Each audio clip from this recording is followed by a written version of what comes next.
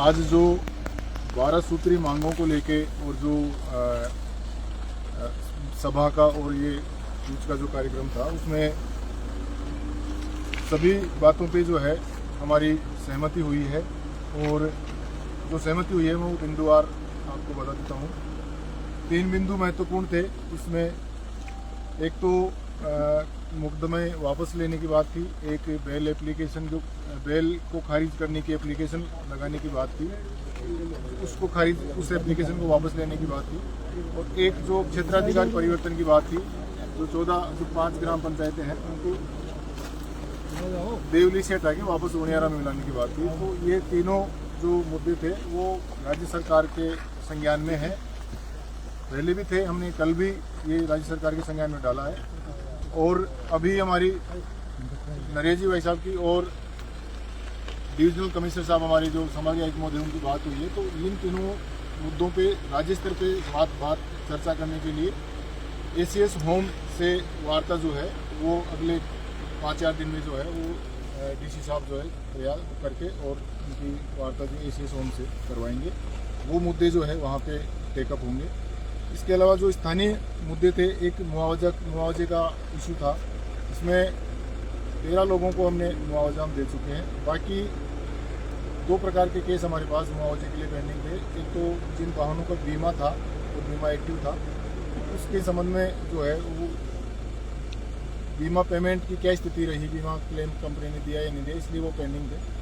अब कल भी हमारी जो है कलेक्टर साहब के साथ में उनकी नरेश जी की प्रतिनिधिमंडल की बातचीत हुई थी। तो उसमें हमने शपथ पत्र एक जो भी परिवादी जिसका वाहन जला है उसने क्लेम नहीं लिया, इस बात का शपथ पत्र लेके हम इन पेमेंट्स को प्रोसेस कर देंगे और अगले 15-20 दिन में हम ये पेमेंट करवा देंगे।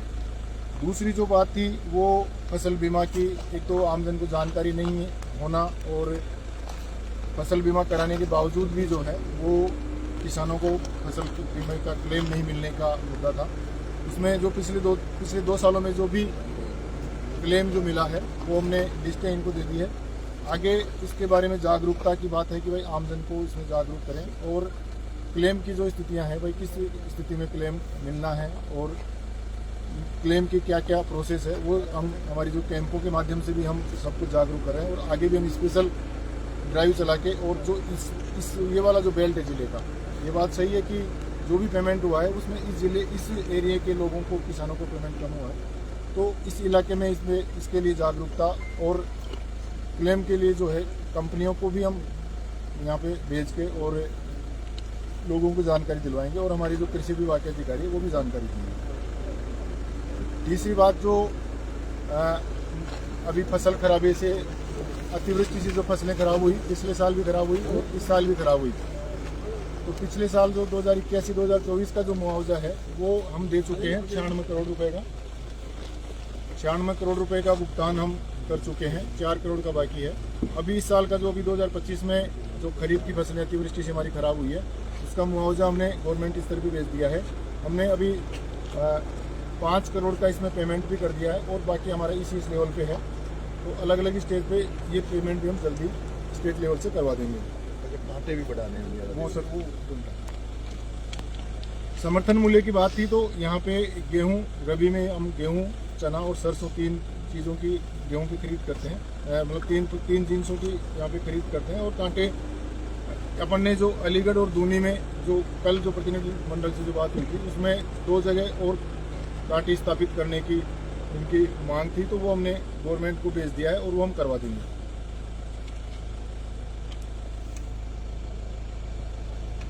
ईआरसीपी के संबंध में जो है, ईआरसीपी के संबंध में जो भी ये अवाप्ति की जो कार्रवाई चल रही है उसके संबंध में जानकारी चाहिए गई थी। तो हमने टोटल अभी तक जो जिस स्टेज पे जिस प्रोजेक्ट का जिस धारा में कार्रवाई हो रही है और 983 पेज का पूरा डिटेल जो है हमने कल प्रतिनिधि मंडल को उपलब्ध करवा दिया था।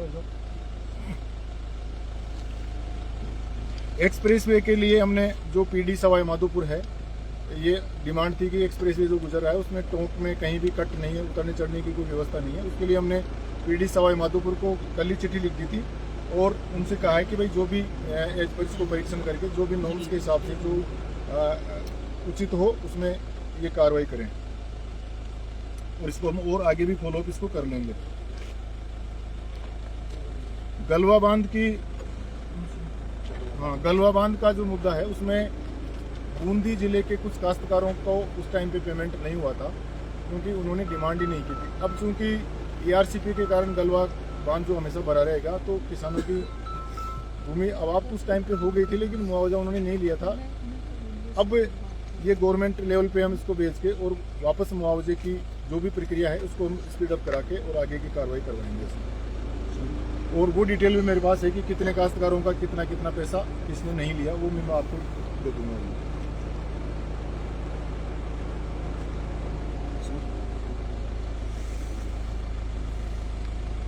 ये 11 नंबर पॉइंट वही है जो 3-4 मुद्दे स्टेट पे है, वो बात हो गई ACS होमसर के उनकी जब बात होगी तो उस पर आगे निर्णय कर लिया जाएगा। कुछ स्थानीय मुद्दे और आए थे। एक तो फुलेता कोई PSC का मुद्दा था, तो हमने इसका परीक्षण करा लिया है। और हम जो है ये जहाँ पे आम जनता इसको स्थापित करना चाहती है फुलेता गांव में, वहीं पे हम इसको हमने डायरेक्शन दे दी चिकित्सा विभाग के अधिकारियों को कि भाई इसको वहीं पे करवाया जाए। समरावता स्कूल का जो प्रकरण है, एक तो उसकी जो स्कूल की भवन है वो जीर्ण शीर्ण है, तो स्कूल की नई डिमोलिश करके और नई बिल्डिंग के प्रस्ताव हम भेज के नई बिल्डिंग वहाँ पे बनवाएंगे।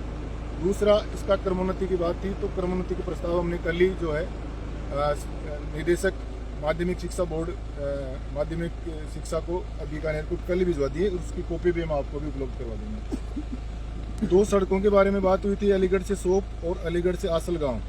इन दोनों सड़कों के प्रस्ताव बजट घोषणा, अभी जब बजट सत्र चल रहा है तो इसमें बजट में शामिल करने के लिए हमने ऑलरेडी ये भिजवा चुके हैं राज्य स्तर पे, और उम्मीद है कि अब इसमें अपनी बजट घोषणा में ये बजट में शामिल हो जाएंगे। जल जीवन मिशन के बारे में 2 गांवों का मुद्दा था, देवपुरा और रायपुरा का। उसमें कुछ काम बाकी है, 1 महीने का उन्होंने टाइम लिया है कि 1 महीने में हम इसको जो है 31 मार्च से पहले सारा काम पूरा करके और गाँव को पानी जल जीवन मिशन के तहत जो बिशनपुर का पानी है वो पिला देंगे, चालू कर देंगे। सतवाड़ा का किसान ID का मुद्दा आज ही संज्ञान में आया है, इसको हम पॉजिटिवली पूरा करवा देंगे। इस प्रकार से सभी बातों पे जो है सकारात्मक रूप से हमारी सहमति बनी है। और मालियों की झोपड़ियों का सर वो बात हुई थी, मालियों की झोपड़ियों में स्पेसिफिक सैंक्शन जो है हमने ले ली है और अगले 1 महीने में उनको मुआवजा दे दिया जाएगा। मालियों की झोपड़ियों का मुद्दा ये था कि उनके ज़मीन तो फर्स्ट फेज में आ रही थी, लेकिन उनके मकान जो है वो सेकंड फेज में आ रहे थे। तो उनका ये कहना था कि साहब हमें जब हमारी ज़मीन चली गई तो हम यहाँ मकानों में रह के भी हम क्या करेंगे, तो हमें तो आप मकानों का भी मुआवजा दे दो और हमें यहाँ से फ्री कर दो, ताकि हम कहीं भी हमारा दूसरी जगह जाकर हमारा कोई भी कारोबार करें। तो गवर्नमेंट को स्पेशल प्रस्ताव भेजा और वो सैंक्शन भी हो गया है और अगले कुछ दिनों में उसका मुआवजा हम दे देंगे। और एक ये रुगनाथपुरा वाला पुलिस विभाग से संबंधित एक मामला था जिसमें SHO सौंप और दूसरा जो स्टाफ था उसके ऊपर आरोप लगाया गया था कि इन्होंने घर में घुस करके मारपीट वगैरह की है और महिलाओं को गिरफ्तार करके ले आए हैं। इस संबंध में बात हुई है, इसमें CO स्तर के अधिकारी से जांच करवा ली जाएगी 15 दिन में, और जो भी इसमें दोषी पाया गया उसके खिलाफ कार्रवाई की जाएगी और उसको थाने से हटाया जाएगा। जितेंद्र जी सर, वो पूरा वो दे दो। इसमें जो भी बातें मैंने मतलब इसमें चर्चा हुई ना, उसके सब के डॉक्यूमेंट्स जो है सारे कागज इसमें है। तो इस प्रकार से जो है हमारी पूरी सहमति बनी है। हमने 10 दिन पहले देवली उनियारा की और कुछ स्टेट लेवल की जो समस्याएं थी उनको लेकर जन आंदोलन का आह्वान किया था। आज बड़ी तादाद में लोगों ने शामिल होकर इस आंदोलन को सफल बनाया। हमारी पहले भी जिला प्रशासन से बात हुई थी, ज़्यादातर चीज़ों में पहले सहमति बन गई थी, लेकिन कुछ मांगे जो पेंडिंग थी उस पर आज सरकार लेवल पे बात हुई है। संभागीय आयुक्त साहब से मेरी बात हुई है, उन्होंने आश्वस्त किया है। और जो मामला रुगनाथपुरा का जो पुलिस का मामला था सोप थाने का, उसमें SP साहब से बात हुई है, 15 दिन के अंदर अंदर जाँच करके और दोषी जो भी थानेदार या जो भी और लोग भी थे उन पर कार्रवाई होगी।